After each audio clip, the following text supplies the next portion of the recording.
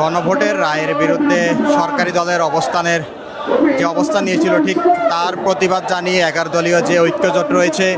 তারা এই মুহূর্তে বিক্ষোভ মিছিল করছে বাইতুল মোকাররম থেকে। বাইতুল মোকাররম মসজিদের সামনে সেখানে তারা সংক্ষিপ্ত সমাবেশ করে এবং তার পরবর্তীতে সংক্ষিপ্ত সমাবেশ শেষে তারা এই মুহূর্তে বাইতুল মোকাররম মসজিদ থেকে বিক্ষোভ মিছিল নিয়ে তাদের মিছিলটি নিয়ে শান্তিনগর মোড়ের দিকে তারা যাচ্ছে। এবং মিছিলের আগে আমরা দেখতে পেয়েছি যে গণভোটের গুরুত্ব এবং সেই ভোটের আগে সরকারি দল যেভাবে তাদের অবস্থান নিয়েছিল এবং যে প্রতিশ্রুতি দিয়েছিল এবং সেইগুলো নিয়ে এই 11 দলীয় জোটের পক্ষ থেকে যারা বক্তব্য দিয়েছেন সেখানে সমালোচনা করা হয় এবং বলা হয় যে জনগণ যে গণভোটের যে রায় দিয়েছিল এবং ঠিক সে রায়কে প্রত্যাখ্যান করে এই সরকারি দল অবস্থান নিচ্ছে এবং তারা এই অবস্থানকে এই 11 দলীয় যে জোট রয়েছে সে জোটের পক্ষ থেকে তারা হুঁশিয়ারি করে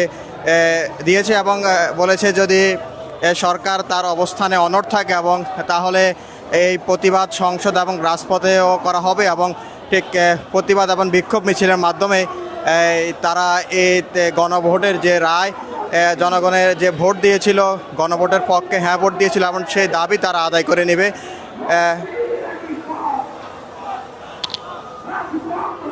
আমরা দেখতে পেয়েছি যে ঠিক 11 দলীয় জোট যে রয়েছে বিরোধী দলের নেতৃত্বে জামাত ইসলামের নেতৃত্বে এবং এই বিক্ষোভ প্রতিবাদ সমাবেশটি হয় এবং সেই প্রতিবাদ সমাবেশটি বাইতুল মোকাররম মসজিদের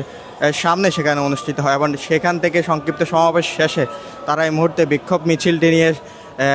পল্টন মোড় এবং কাকরেল মোড় হয়ে শান্তিনগরের দিকে তারা যাচ্ছে।